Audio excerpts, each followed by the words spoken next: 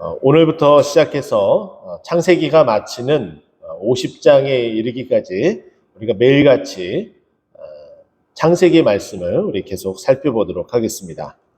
이제 반환점을 돌아서 창세기는 이제 야곱이 어떠한 삶을 살게 될지에 대한 이제 삼촌 라반 밧단 아람에서 이제 나오게 되는 그 시점부터 오늘 말씀이 진행이 되어집니다.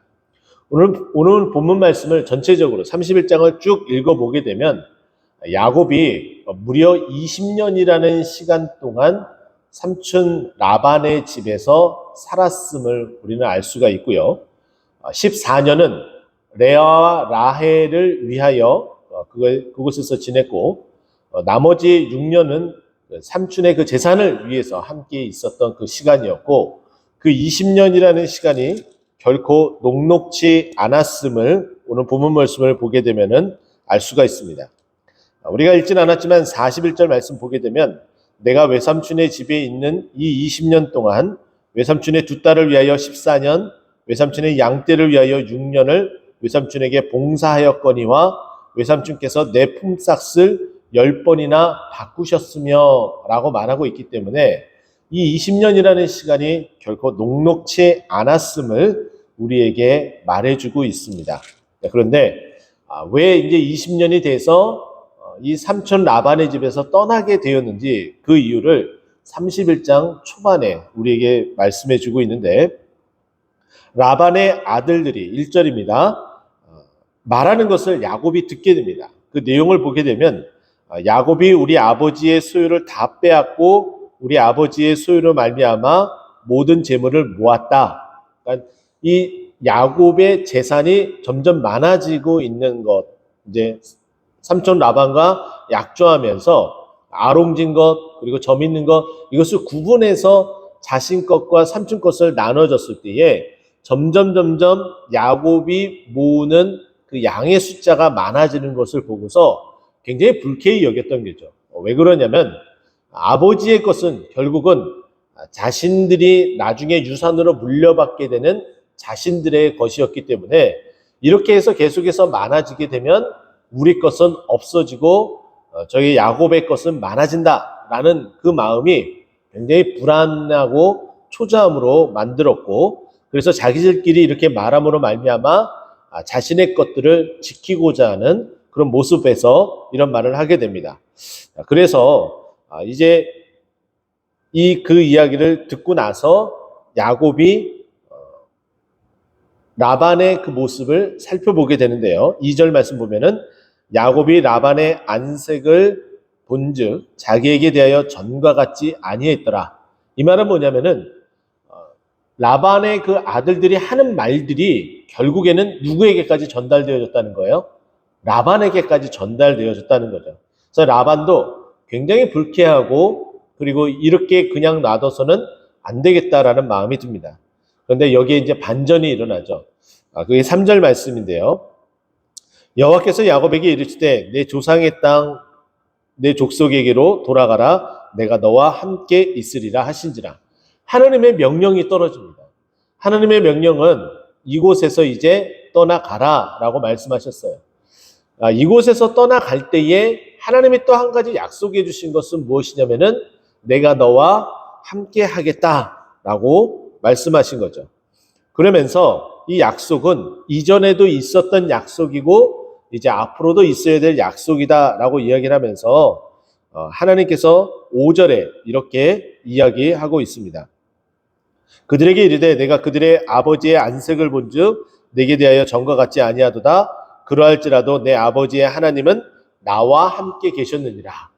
이제 신앙 고백에 이르렀어요. 하나님께서 이전에도 나와 함께 하셨고 지금도 함께 하시면서 이제 앞으로도 함께 하실 것이다 라는 신앙의 고백으로 이렇게 나아가게 되죠.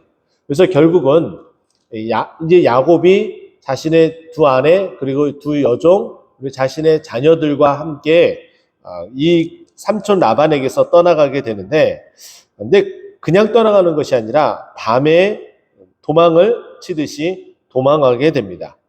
그런데 이때 도망하게 될 때에 자신의 가장 사랑했었던 라헬이 이 삼촌 라반이 가지고 있었던 가정의 수호신, 즉 우상인 드라빔을 가지고 나오게 되죠. 자, 이렇게 가지고 나왔을 때에 이들이 한참 동안 떠나고 나서야 야곱이 떠나게 된 것을 삼촌 라반이 알게 돼요.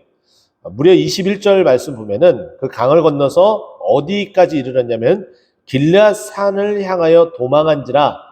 그들의 방향과 목표 지점은 길앗 산이었고, 22절에 보면은 3일 만에 야곱이 도망한 것이 라반에게 들킨지라라고 이야기를 하면서 3일이 지나고 나서야 라반이 알게 되었음을 말해줍니다.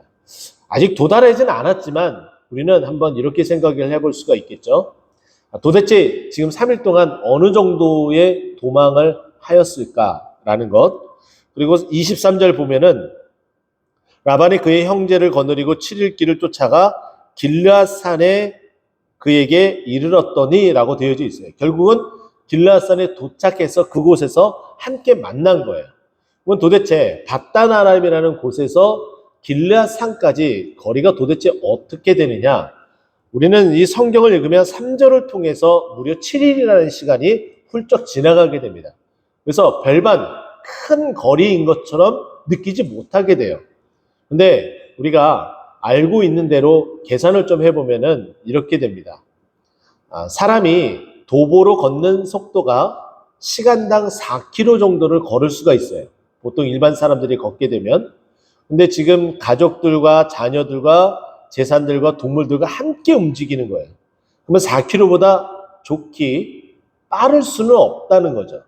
최대한 빨리 걸어서 4km라고 우리가 생각을 한다면 하루에 24시간이죠. 그러면 20시간 동안 하루에 4시간만 자고 움직인다고 쳐보세요. 그러면 20시간 동안 4km를 걸으면 하루에 80km를 걷게 됩니다. 근데 80km를 걷고 7일 동안 그렇게 쉬지 않고 연속해서 도망간다 치면은 7, 8에 56, 560km가 돼요. 네, 넉넉하게 우리가 잡아서 60km는 빼고 500km라고 계산을 하더라도 우리는 거의 이제 짐작이 가는 거죠. 거의 서울에서 어디까지? 부산에 이르는 그보다 조금 더 갈 수 있는 거리가 지금 삼촌이 있었던 밧단아람에서 길앗산까지 거리라는 거예요. 근데 이렇게 3일 동안 간 것을 알고 그 후에 쫓아가서 그동안에 쫓아가는 사람도 그 3일이라는 시간 따라잡아야 되지만은 3일이라는 시간 동안 또 어떻게 돼요? 야곱은 또 그만큼 갈 거 아니에요. 그래서 7일이라는 시간이 걸린 거예요. 그래서 이 긴 시간 동안 움직이게 됩니다. 근데 한 가지 여기 보게 되면은 길앗산이라고 되어져 있어요. 이 길앗산에 대한 정보를 좀 말씀을 드리자면은 해발 고도가 대략 1000m가 됩니다. 그러니까 지금 우리가 알고 있는 대관령의 그 언덕 고지처럼 되어져 있는 거예요. 자동차로 영동고속도로를 지나가면서 대관령을 올라가더라도 자동차도 경차면은 굉장히 좀 버겁게 올라갑니다. 그런데 가족들과 자녀들과 가축들과 그곳에 올라간다. 그러면 좋게 더 속도는 더 느려지겠죠. 어쨌든 간에 대략 여기서부터 한 부산까지의 거리를 그렇게 삼촌 라반이 쫓아왔어요. 이렇게 쫓아오는 것을 보게 되면은 그냥 단순하게 쫓아가는 것이 아니라 무엇인가를 반드시 이루어내겠다라는 목적을 가지고 있었어요. 그것은 뭐냐면은 자신의 가신인 그 드라빔을 반드시 뺏어오겠다는 의지가 하나가 있겠고, 또 한 가지는 우리가 정보를 2절에서 얻었던 것처럼 삼촌 라반이 안색이 좋지 못했다라는 것을 통해서 자신의 재산이 야곱이 가져간 것에 대한 불쾌감도 여기에 다 포함이 되어야 된다라고 볼 수가 있고, 그리고 나에게 말을 하고 가져가면 장인어른이잖아요. 그렇게 되면 내가 안 보내줄 리 있겠냐?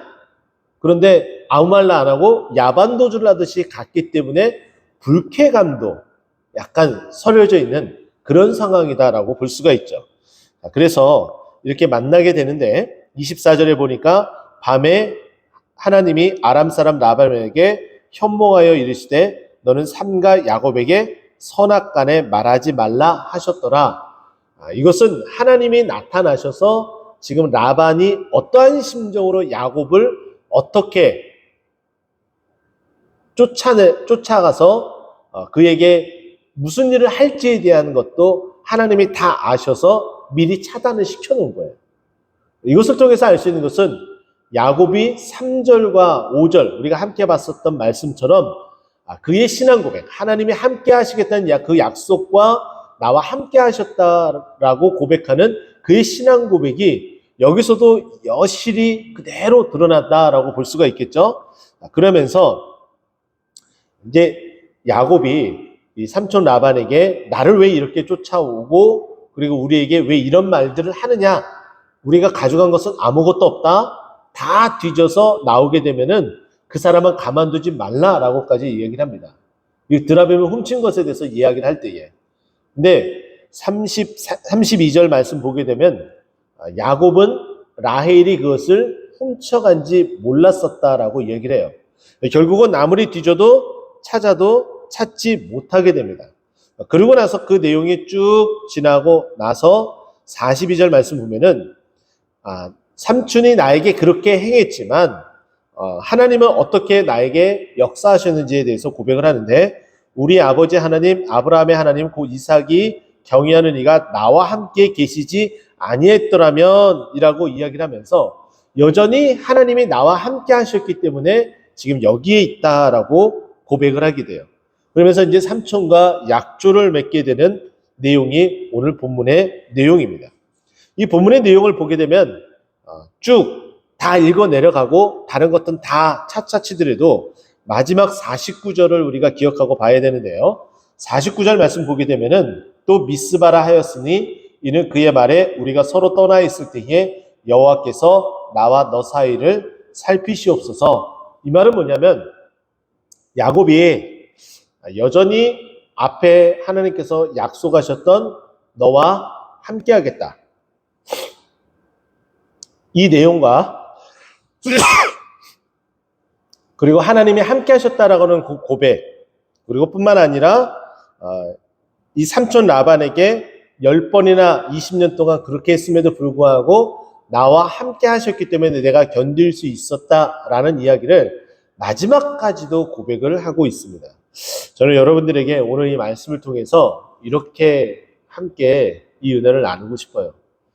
하나님이 함께 하심은 우리가 힘들고 어려울 때나 그리고 일이 잘 풀릴 때나 변함이 없다는 거예요. 한 가지 기억할 것은 바로 이것이겠죠. 우리가 힘들고 어려울 때 하나님이 우리와 함께하지 않는다라고 그렇게 생각을 하는 경우들이 많아요. 근데 그것은 철저한 우리의 착각이라는 거예요. 하나님은 우리가 힘들고 어려울 때도 우리와 함께 하시는 하나님이시라는 거예요. 그것을 통해서 우리에게 주시고자 하는 메시지가 있어요. 인내라는 메시지가 있을 터이고요. 겸손이라는 메시지가 있을 터이고요. 하나님의 은혜가 어떤 것인지 또 메시지를 우리에게 전달해 줄 겁니다. 여러분 지금 힘들고 어렵고 고통 가운데 계십니까? 하나님이 여전히 여러분과 함께 계십니다. 하나님이 함께 계시면 이 20년이라는 시간이 결코 짧은 시간이 아니라는 거죠. 그럼에도 불구하고 이 힘들고 어려웠던 이 20년의 시간을 뒤로 한 채에 하나님이 여전히 함께 하셨다. 그리고 하나님께서 앞으로도 나를 살피고 계실 것이다. 앞으로도 여전히 하나님은 나와 함께 계실 것이다 라고 고백하고 있습니다.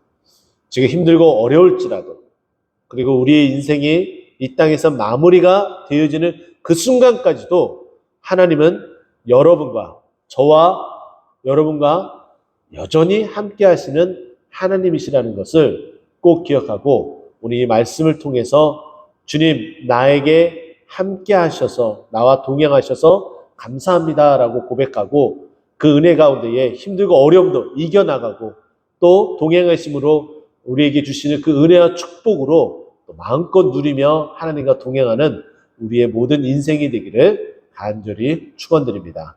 기도하겠습니다.